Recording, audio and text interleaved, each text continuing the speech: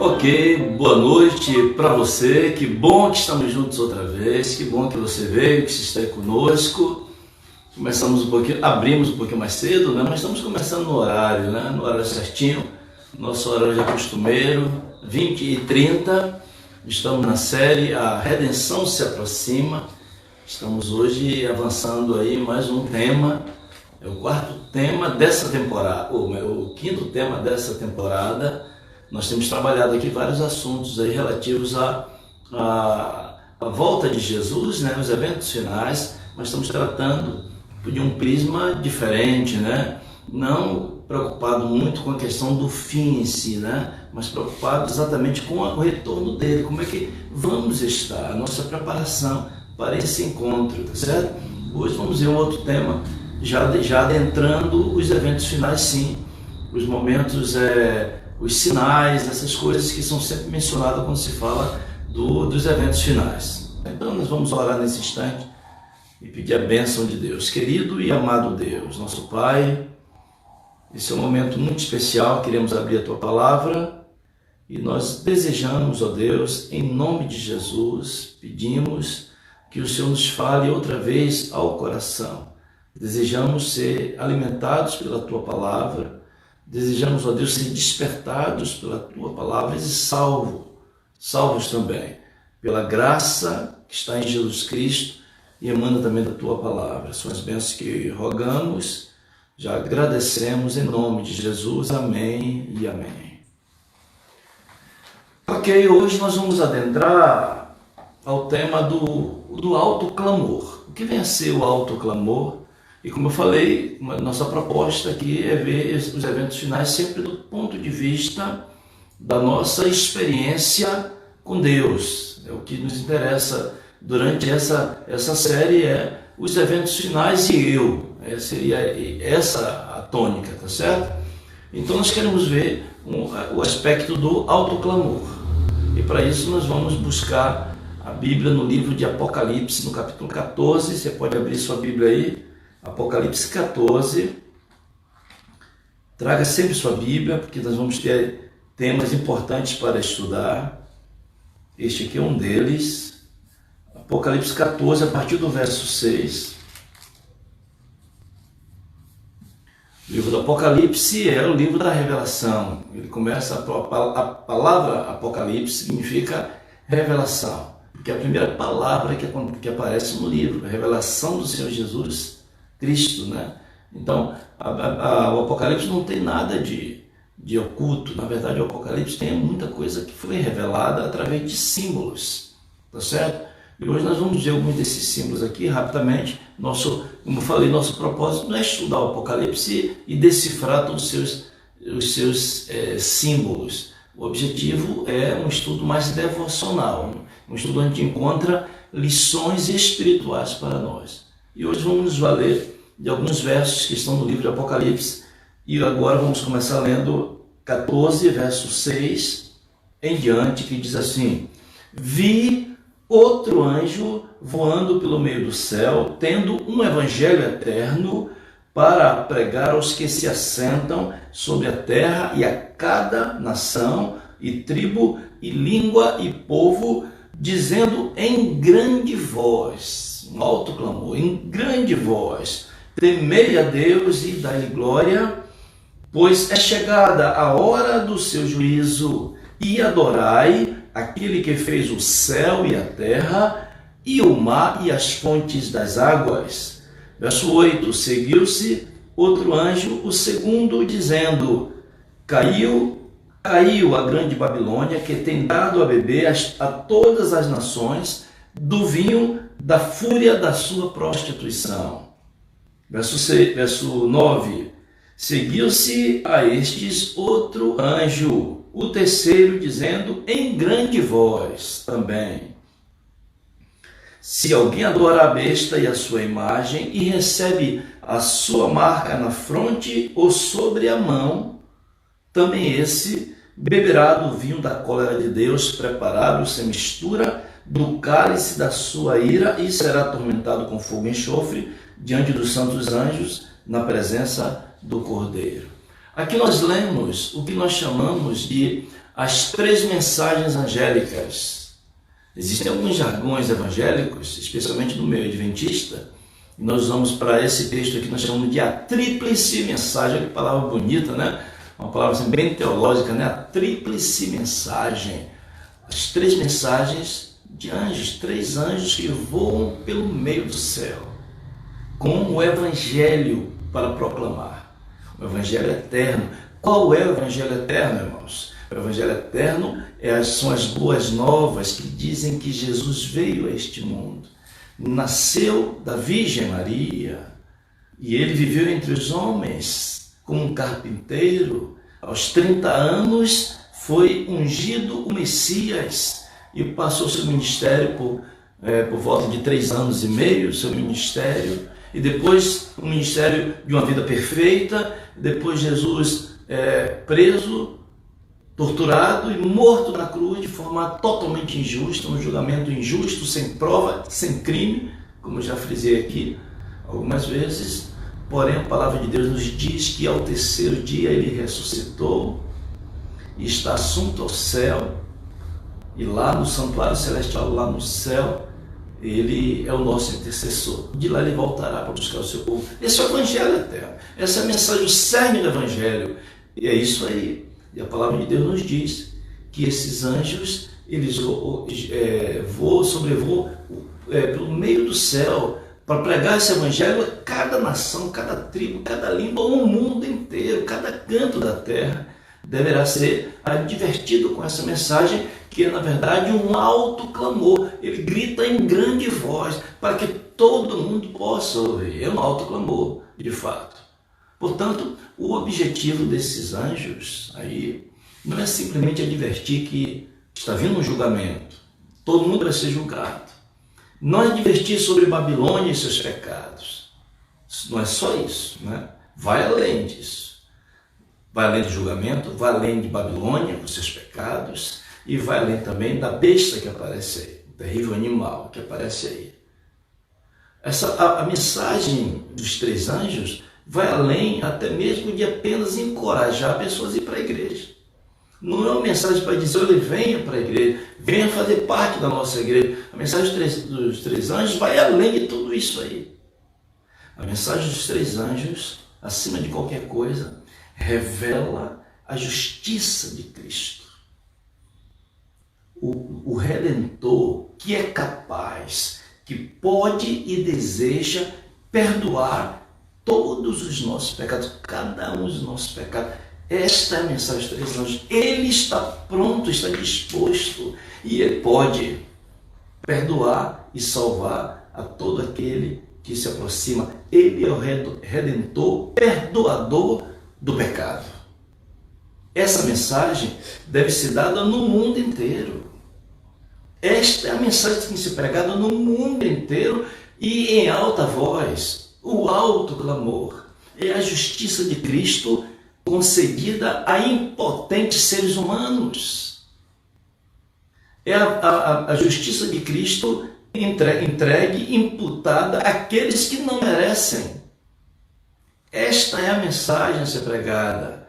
A justiça de Cristo é o coração da tríplice mensagem, da mensagem dos 3 anjos. A justiça de Cristo é o coração da mensagem bíblica. Toda a Bíblia fala sobre esse assunto. A salvação unicamente pela fé nele. É por isso que os anjos dizem assim, temei a Deus e dai-lhe a glória. Porque é chegado, eu quero ler de novo, versículo 6, no versículo 7. Temei a Deus e dai-lhe glória, pois é chegada a hora do seu juízo. E adorai, adorai aquele que fez o céu, o mar, a terra e as fontes das águas. Queremos olhar essa mensagem aqui pelo prisma da justificação pela fé. Esse é o objetivo dessa noite. Olhar as mensagens do Apocalipse, dois trechos que nós vamos ler, 2 textos que vamos ler. Esse é o primeiro, que fala de uma mensagem poderosa que deve ser proclamada em grande voz, mas sob o prisma da justificação pela fé. Primeira coisa que queremos ver, o que significa, diz aqui, temer a Deus? O que significa temer a Deus? Significa ter medo de Deus. Significa andar por aí assombrado, imaginando que em qualquer momento nós seremos julgados. O juízo de Deus já começou. O anjo diz aqui, temer a Deus, dar-lhe glória, porque vinda a hora do seu juízo.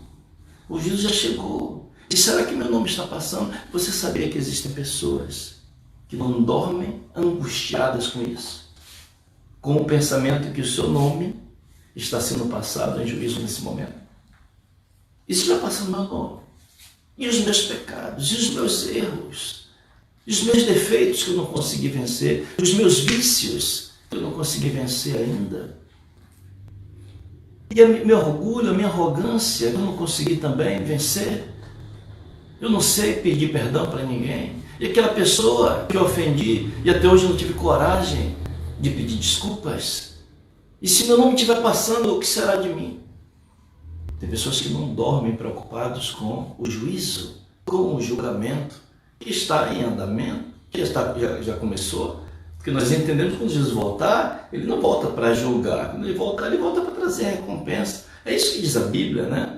Que o Senhor desce do céu e na sua mão está a recompensa, o galardão, para dar cada um segundo a sua obra. O que significa que todos, quando Jesus voltar, já estarão julgados. Vem apenas para buscar aqueles que lhe pertencem, aqueles que escolheram. Então, temer a Deus não é simplesmente ficar com medo dele.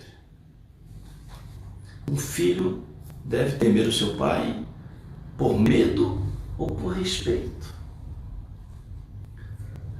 Quando eu era criança, e lá no bairro que eu morava, em São Caetano, meus pais moram até hoje lá, e meu irmão com sua família, né, moram lá também, no mesmo lugar ainda, tem um conjunto, né, um conjunto residencial, e a gente ia jogar bola por ali, perto do conjunto. Tinha um monte de meninos que chegaram né, de outros lugares para morar ali, novos moradores, e brincavam futebol por ali. E dentre esses meninos que chegaram, tinha um que era grandão, e nós o apelidamos de Ultraman, porque naquele tempo o Ultraman era o grande herói, o super-herói da garotada era o Ultraman, que passava na televisão. E como ele era grandão, aí apelidaram ele de Ultraman. O Ultraman brincava conosco até umas horas. Até umas horas quer dizer, até a hora que ele imaginava que o pai estava para chegar. E eu lembro que o pai proibia ele de brincar com os meninos da rua, né, que era o nosso caso, né? Hoje até faz sentido, naquele tempo não fazia tanto, né? Éramos muito ingênuos também naquela época, né? Porém, o Ultraman estava brincando e de repente ele desaparecia, parecia até que foi um... Ele usou seus poderes, né? E desapareceu.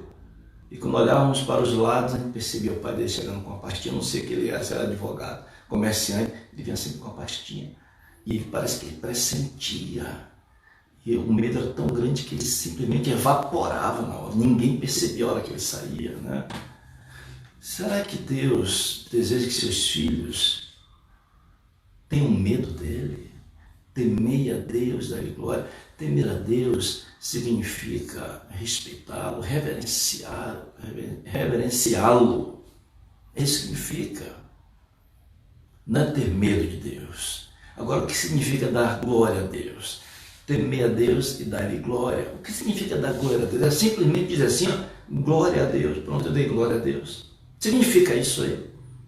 Eu conheci uma certa vez, quando eu fui vender livros lá no interior do Amazonas, na beira do rio Amazonas, uma localidade chamada, uma cidade chamada Coari. E ali um senhor dizia que as pessoas diziam que não devia dar glória a Deus, mas ele disse, não, eu vou dar glória a Deus. Eu estava no mundo, na cachaça, me destruindo, e ele veio me buscar, ele veio me ajudar, então eu vou dar glória para ele, vou dar glória a Deus. Eu achei interessante o que ele estava falando. E naquela noite eu estive na igreja dele, que eu vendia os livros, eram livros infantis, eu vendia em várias denominações. E eu estava na igreja dele, e ele sentou atrás de mim. Eu cheguei mais cedo para conversar com o pastor, e ele estava atrás de mim. E ele chegou, sentou no banco, se ajoelhou e começou a dizer glória a Deus. Glória. Ele passou todo o programa daquele culto repetindo a expressão glória a Deus. na cabeça dele. Isso que é dar glória a Deus. Temer a Deus e dar-lhe glória. O que significa dar glória a Deus? Significa, dentre outras coisas, entender que a salvação é exclusividade dele. É ele que oferece a salvação. A salvação não é uma obra minha, não é através dos meus esforços. Eu me salvo através dos meus esforços, através das coisas que eu faço. Não, a salvação é um dom gratuito de Deus, embora não tenhamos competência nenhuma para tal. É uma obra exclusiva, nós não ajudamos no processo da salvação. É obra exclusiva. Quando eu entendo isso e quando eu vivo em função disso, eu estou dando glória a Deus. Temer a Deus e dar-lhe glória. A obra de Deus em nós lança no pó toda a glória humana, irmãos. O ser humano, diante da obra de Deus, é totalmente impotente. A obra de Deus faz do homem, faz pelo homem aquilo que ele não pode fazer, que é salvar. Só Deus pode fazer. Não podemos salvar-nos a nós mesmos.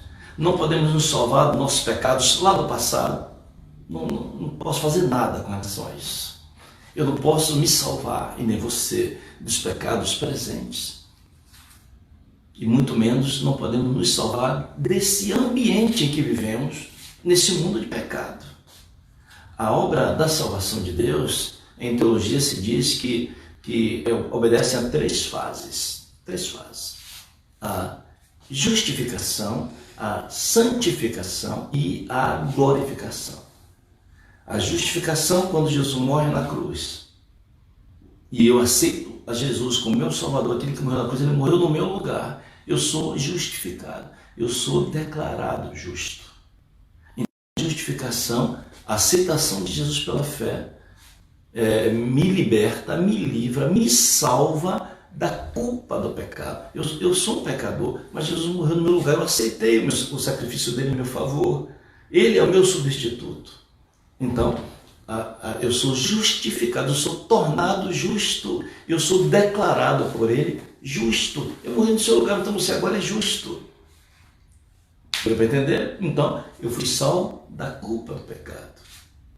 Segunda fase, que é a santificação. Uma vez salvo e justificado pela cruz de Cristo, eu passo a viver. E eu vou caminhar. E eu vou caminhar a vida cristã. A partir de então, eu recebo o poder de Deus, através do Espírito Santo, para viver uma vida digna diante de Deus. Os meus hábitos maus mudam, os meus vícios, eles desaparecem. Existe um esforço do ser humano no processo de santificação? Sim. Eu fecho meus olhos. Tem um texto da Bíblia que diz assim: eu fiz um pacto com meus olhos. Como eu vou colocá-lo numa donzela? Jó diz isso, Jó 31, verso 1. Então existe esforço para fechar os olhos. Vai passar numa banca de revista, você não vai olhar. Na internet apareceu alguma coisa na internet, você vai mudar. Você vai se esforçar. Mas é o processo da santificação. No processo da santificação, olha só, no processo da justificação, Jesus nos livra, nos salva da culpa do pecado. Na santificação, ele nos salva do poder do pecado. Certo? Aí vem agora a glorificação. Qual é a glorificação? É quando eu sou tornado perfeito, somente quando ele voltar. Nós fomos justificados que aceitaram Jesus. Você foi justificado. Está salvo em Jesus? Está. Porque aceitou Jesus como seu Salvador, foi justificado. Está vivendo a santificação, caindo e levantando. Mas no processo da santificação, quando Jesus vai nos libertando todos os dias, no dia a dia, do poder do pecado. Mas quando ele voltar, nós entraremos para a glorificação. Iremos para a glória, morar com ele na glória. O coração será mudado. A tendência ao pecado será arrancado. Então veja só, vamos então analisar. Na justificação, Cristo nos salva da culpa do pecado. Na santificação, ele nos salva do poder do pecado. E na glorificação, ele nos salva do ambiente do pecado. Ele nos tira daqui, do mundo de pecado. E depois transforma esse mundo. E nós viveremos para sempre na glorificação em um mundo sem pecado e sem tendência a pecar. Que maravilha! Uma salvação completa e somente Ele oferece. É Ele quem oferece. O ser humano não oferece só a salvação. O ser humano não pode contribuir para essa salvação. A salvação é um dom gratuito de Deus. Isso significa dar glória a Deus. Adorai aquele que fez. Adorar a Deus como Criador. Isso significa que todas as vezes que eu o coloco no lugar como meu Salvador, entrego a minha vida para Ele, eu estou adorando como o Salvador. E todas as vezes que eu tento, pelos meus próprios esforços, resolver os meus problemas, especialmente problemas espirituais, eu estou me colocando no lugar de Deus. Eu estou adorando a mim mesmo e não a Deus. Terminamos assim, adorando nós mesmos e não adorando a Deus. Mas alguém diz assim, mas espera aí, pastor, eu já aceitei Jesus como meu Salvador, eu sei que eu não posso me salvar a mim mesmo, eu sei. Então essa mensagem deveria ser pregada para outras pessoas, essa advertência deveria ser dada a outras pessoas e não a mim. Quando nós não tomamos tempo para buscar a Deus, quando não dedicamos tempo a isso, a sua salvação, e clamamos, Senhor, me salve. Saiba, quando nós não fazemos isso, é porque nós já estamos tentando salvar nós mesmos. Quando tiramos o Senhor, quando Ele não é o centro, quando tiramos dele a importância da salvação, nós estamos colocando outra coisa no lugar. Não esquece isso. Se não estou buscando a Deus, estou fugindo dele. Na vida espiritual só tem dois caminhos. Ou você está grudado nele, ou você está contra ele. É isso que Jesus diz. Jesus diz, que é Mateus 12:30, se eu não me engano. Vou conferir, posso mostrar depois esse texto, mas você sabe. Diz assim, quem não é comigo é contra mim, Jesus diz. Quem comigo não ajunta, espalha. Quem não é comigo, que não está do meu lado, que não decidiu estar comigo, já é contra mim. Olha que coisa interessante. Jesus está dizendo que não existe um muro. Você é a favor do tal partido ou você é contra? Não, eu não sou nem contra nem a favor. Eu estou em cima do muro. Eu não estou de um lado nem do outro, em cima do muro. Na vida espiritual, na vida cristã, não existe muro. Jesus está dizendo que ou eu estou de um lado ou estou do outro. Veja só, para estar do lado de Jesus, para estar com Ele, é uma decisão pessoal. O livre-arbítrio nos dá a oportunidade de escolher. Você pode escolher e dizer assim, eu sou de Jesus, eu pertenço a Jesus, eu quero viver para Ele, mas eu tenho que escolher. Não acontece naturalmente. Os que não escolhem, naturalmente, já estão contra Jesus, porque todos nós nascemos assim. Nós nascemos longe de Deus, porque somos pecadores, nascemos como pecadores. E o pecado, a Bíblia diz, nos separa, faz separação entre nós e Deus. Jesus é a ponte sobre o abismo para nos ligar novamente a Deus.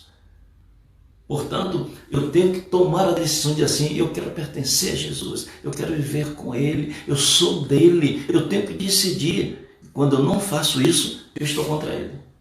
Na vida cristã não tem um meio termo. Então, é um erro nós entendermos, nós queremos imaginar que pelo fato de nós compreendermos as profecias, pelo fato de nós conhecermos a Bíblia toda, os detalhes da Bíblia, os ensinamentos da Bíblia, isso significa que estamos protegidos dos enganos dos últimos dias. Não é verdade. Não é verdade, porque conhecer é espetacular. Conhecer a Bíblia é maravilhoso. Conhecer todas as doutrinas cristãs, bíblicas, é fantástico. Porém, isso não resolve o problema se nós não compreendermos qual é o papel de Deus na salvação do homem integral, papel integral. E o papel do homem é se entregar de forma integral também, completamente. Ok, a advertência dos três anjos vai na direção de um alto clamor em relação à justificação pela fé. Vai nessa direção. Mas aparece um quarto anjo. E isso queremos ver agora no versículo do capítulo 18. Capítulo 18 de Apocalipse também. E chegamos na segunda parte da mensagem dessa noite. Apocalipse 18, verso 1, diz assim: depois destas coisas, vi descer do céu outro anjo, um quarto, que tinha grande autoridade, e a terra se iluminou com a sua glória. Então exclamou com potente voz, o clamor aumentou, o alto clamor aumentou aqui, Então exclamou com potente voz, dizendo: caiu a grande Babilônia e se tornou morada de demônios, covil de toda espécie de espírito imundo, esconderijo de todo gênero de ave imunda e detestável. Pois, versos 3, pois todas as nações têm bebido do vinho do furor da sua prostituição. Com ela se prostituíram os reis da terra, também os mercadores da terra se enriqueceram à custa de sua luxúria. Ouvi outra voz do céu dizendo: retirai-vos dela, povo meu, para não serdes cúmplices em seus pecados e para não participardes dos seus flagelos. Observe que é um outro anjo em conexão com aqueles outros três, é um quarto anjo. A mensagem da justificação pela fé em Cristo soará através de um outro anjo agora muito maior, de uma a outra extremidade da terra, a ponto de a terra todinha ser iluminada pela sua glória. Isso significa que pertinho da volta de Jesus, essa mensagem da justiça de Cristo vai atingir o mundo inteiro, vai haver um grande revivamento, um revivamento verdadeiro, porque vivemos hoje dentro de um revivamento falso, onde os motivos, os enfoques são falsos. A estratégia de Satanás é fazer com que Apocalipse 14 e 18 não se cumpra, que o povo de Deus não cumpra o que está profetizado aqui.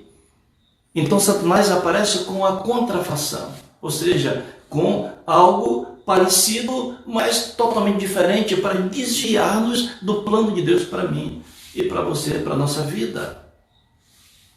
O inimigo das almas, Satanás, ele odeia a mensagem da justiça pela fé em Cristo. Ele quer que o ser humano continue pensando, crendo que a sua salvação depende do que ele faz, para ele nos manter acabrunhados, escravizados, tristes, cristãos sombrios, cristãos tristes. Me lembrei uma história que eu li há alguns anos, de uma criança que saía com sua mãe em algum lugar na cidade. De repente ele viu um jumento lá, um jegue lá, parado lá, um jegue. E a criança passou, ficou olhando para o jegue, e depois disse: mamãe, aquele jegue ali é crente. E a mãe disse: que história é essa, menino? Que negócio de jegue é crente? Por que o jegue é crente? E ele disse: olha, mamãe, olha para a cara dele, a mesma cara do tio Antônio, assim, ó. Você ria?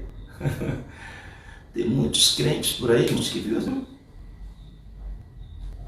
Porque muitos crentes confundem alegria, tristeza, melhor dizendo, tristeza com santidade. Quanto mais triste, quanto mais choroso, quanto mais sofrendo, mais santo. Não, irmãos. A alegria é um fruto do Espírito. A Bíblia diz assim: porque o fruto do Espírito é amor e depois alegria. Mas muitos cristãos não conseguem viver alegria porque vivem sufocados pela consciência dos seus pecados, dos seus erros, dos seus defeitos. Por mais que se esforcem para ser melhores, não conseguem crescer. Talvez estou falando com você e a cada dia, por mais que você faça, por mais que você se esforce, mais você se sente pecador. Isso aconteceu com Lutero. Lutero também pensava assim, sofria por conta dos seus pecados. Foi quando ele descobriu a doutrina bíblica da justificação pela fé. O seu coração transbordou de alegria, de felicidade, de esperança e principalmente de paz. Muitos cristãos não têm paz. E Satanás cria vários sistemas e põe no coração do crente para que os dias em que antecede a volta de Jesus e quando começa a soar o alto clamor, a justificação pela fé, nós somos salvos em Jesus, alegre-se. É por isso que Jesus diz, a redenção se aproxima. E ele fica colocando coisas e muitos vão juntos. Olha, hoje gastamos mais tempo falando, sabe o quê? Em encher igreja de pessoas. Poxa, encher igreja de pessoas é maravilhoso. Mas não é esse o enfoque da nossa mensagem. O enfoque da nossa mensagem é encher o coração das pessoas do amor de Deus. Precisam entender o amor de Deus e aceitar o amor de Deus. As igrejas encherão quando isso acontecer. Quando as pessoas buscarem o Deus da Bíblia, o Deus dos milagres, e não apenas os milagres de Deus. As igrejas estarão cheias, mas não cheias de pessoas egoístas, que estão unicamente buscando a bênção do Senhor.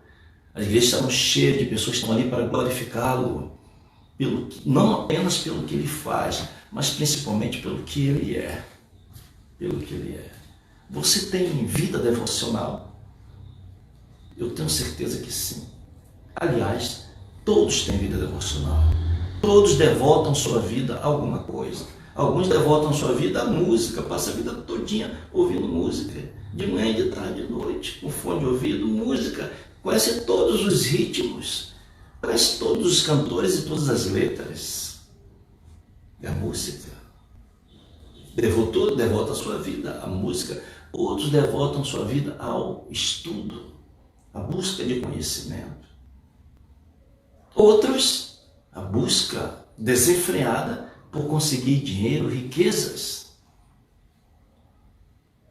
Ainda tem outros que devotam sua vida devocional em busca dos esportes. E lê todos os cadernos esportivos, assiste todos os noticiários na TV e acompanha o seu esporte favorito. E às vezes, alguns são todos os tipos de esporte. Assinam TV a cabo justamente para poder acompanhar todos os esportes. Todos têm uma vida devocional, todo ser humano tem a sua vida devocional. Em que você tem devotado a sua vida? A vida devocional que presta, que vale a pena, é aquela de dedicar-se a Deus, cada minuto do seu dia a Deus, na primeira hora de cada dia. Você já experimentou fazer isso? Buscá-lo na primeira hora de cada dia? Você abrir a Bíblia, ler a Bíblia e dizer, Senhor, fale comigo, e conversar com Ele, e abrir seu coração a Deus como um amigo, e você sair daquele encontro feliz e confortável. Você experimentou fazer isso? Faça isso. Isso é a verdadeira vida devocional. Buscar o Senhor, experimentar a paz e a justificação que somente Ele pode dar.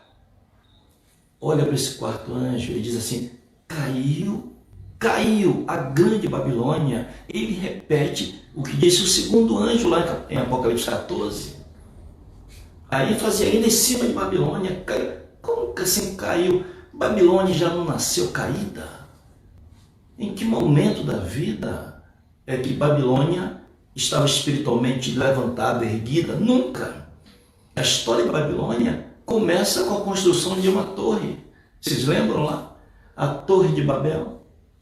Por que aqueles homens, e por certo mulheres também estavam no meio, por que aquelas pessoas pós-diluvianas, depois do dilúvio, resolveram construir uma torre? A Torre de Babel é o símbolo, irmãos, da tentativa humana de resolver as suas questões, os seus problemas sem Deus. Os pós-diluvianos tiraram Deus do seu mapa e disse assim, vamos construir uma torre muito alta, chega até o céu. Se houver um dilúvio, vai estar em cima da torre. A tentativa de escapar do dilúvio com suas próprias forças. Babilônia se tornou um centro de adoração ao próprio eu. Buscar a salvação através de si próprio. A tentativa da humanidade de salvar-se a si mesma é representada pela expressão Babilônia. E aqui a gente não fala apenas de igrejas e religiões corrompidas. Nós estamos falando aqui da mensagem de Babilônia, que é uma contrafação à mensagem dos 3 anjos, da justificação da fé em Jesus. Em Babilônia, não. Em Babilônia, você pode contribuir para a salvação. Uma das características das falsas religiões, sabe o que é? Das tentativas humanas de encontrar a salvação, é que praticamente todas elas, em todas essas culturas religiosas, o ser humano tem uma parte a desempenhar no processo da salvação. Ele tem alguma coisa para fazer. É por isso que a Bíblia diz assim, ó, nós lemos aqui, né? Beberam do furor, do vinho da ira da sua prostituição. A palavra prostituição, algumas vezes, em algumas versões da Bíblia, é traduzida também como fornicação. O que é prostituição e o que é fornicação? É quando 2 corpos se juntam e não deveriam juntar. Não era permitido que esses corpos se juntassem. Isso se chama fornicação. Babilônia entra em fornicação quando tenta juntar as 2 coisas. A salvação pela fé em Jesus e a salvação pelas obras. Babilônia não é antirreligiosa, não é muito religiosa. Babilônia diz também que a salvação é pela fé. Mas diz também que além da fé, você tem que fazer alguma coisa. Você já viu aquele pensamento? Um dia, alguém me contou isso, né? Num parque, num lugar, estavam jovens lá reunidos, fazendo um programa, um culto no pôr do sol, alguma coisa assim, e tocando violão, e chegou um rapaz lá, um andarilho, né? Desses mendigos andarilhos. Ele viu aquela boa música, viu jovens, gente bonita, ele se aproximou, ficou por ali ouvindo, e quando chegou na hora da oração, fizeram um círculo, deram as mãos, e cada um iria recitar um verso da Bíblia antes da oração final. Olha que situação para o rapaz, né? Aí foi cada um dizendo um versículo. Deus amou o mundo de tal maneira, ele foi dizendo, né? Quando chegou na vez dele, para dizer o que ele não conhecia no versículo da Bíblia. Sabe o que ele disse? Deus disse, faça por ti, eu te ajudarei. Eu cresci pensando que estava na Bíblia isso aí. Talvez até você ainda pense que está na Bíblia. Mas não existe esse versículo na Bíblia. Faça por ti, que eu te ajudarei. Essa é a tentativa do ser humano. O ser humano sempre pensa que Deus faz alguma coisa, mas a gente tem que fazer alguma coisinha também para ajudar. Isso não é verdade, irmão. Isso é vinho de Babilônia. Um vinho que corrompe, que tira o ser humano da proximidade com Deus, desvia o homem de Deus. Precisamos entender que a nossa única esperança reside em Deus. E quando nós descobrimos isso, quando o povo de Deus descobre isso, aí acontece o alto clamor. E nós estamos vivendo nesses dias de percebermos isto, para que possamos proclamar, porque o anjo do Apocalipse, os 4 anjos que aparecem, representam os mensageiros de Deus pelo mundo inteiro, falando a salvação unicamente em Jesus Cristo. Aceite-o agora como única salvação. Então a equação correta é poder de Deus mais poder humano é igual a 0. Se juntar o poder de Deus junto com o poder humano é 0. A forma correta é poder de Deus e mais nada é igual a salvação. Você crê nisso? Aquele filho de Zacarias, Flavinha vai cantar, né? Aquele filho de Zacarias, chamado João Batista, nasceu de um milagre. Sansão também nasceu fruto de um milagre. Isaac foi o cumprimento da promessa feita a Abraão. O próprio Jesus foi fruto de um milagre. Nasceu de uma virgem, fruto de um milagre. Basta esses casos que nós mencionamos aqui para a gente perceber essas coisas, esses eventos mostram que nós somos incapazes de fazer grandes coisas para Deus. O que aconteceu com Abraão, o que aconteceu, esqueci agora o nome do pai de Sansão, esqueci o nome dele, o que aconteceu com Zacarias e o que aconteceu com Maria, eles jamais poderiam fazer. O ser humano é totalmente incapaz, incompetente. Porém, quando nós somos submissos, quando nos colocamos nas mãos de Deus, grandiosas coisas podem acontecer. Ele pode fazer grandes coisas, porque só Ele pode fazer. Existem muitos que pensam que já se entregaram a Deus, mas na verdade muitos estão vivendo ainda confiando unicamente em si mesmos. Vivem uma vida de autodependência, autossuficiência. Esse tipo de alma, muitas vezes sincera, pensam que pode confiar uma parte em Deus e outra parte em si mesmas. Esse tipo de fé escraviza, esse tipo de fé não traz paz e não traz descanso. Pessoas que vivem assim o cristianismo dessa maneira jamais acharão descanso. Descanso é encontrado em Mateus capítulo 11, verso 28, que Jesus diz assim: vinde a mim, todos que estáis cansados e sobrecarregados, e eu vos aliviarei. Tomai sobre vós o meu jugo e aprendei de mim, porque sou manso e humilde de coração, e achareis descanso para a vossa alma, porque o meu jugo é suave e o meu fardo é leve. Jesus é a saída, é a solução. As 3 mensagens angélicas estão ecoando: temei a Deus e dai-lhe glória. Adorai aquele que fez o céu e o mar e tudo que existe. Esse é o tempo. Essa mensagem vai se arrumar. E essa mensagem vai atingir o mundo inteiro. E eu quero crer muito que nessa noite a mensagem da justificação somente pela fé em Jesus Cristo nos alcançou. E possamos transmitir, compartilhar isso com outras pessoas. Aceitas a Jesus Cristo na sua vida nessa noite como o teu Salvador, o teu Senhor e suficiente Salvador. Aceitas nessa noite que nada que você possa fazer é suficiente para a sua salvação. Entende nessa noite que você não pode dar um jeitinho para ajudar a Deus no processo da salvação. Você entende também e aceita que os seus pecados, os seus maus hábitos, é um problema de Deus e Ele vai tratar esse problema seu, que está no seu coração.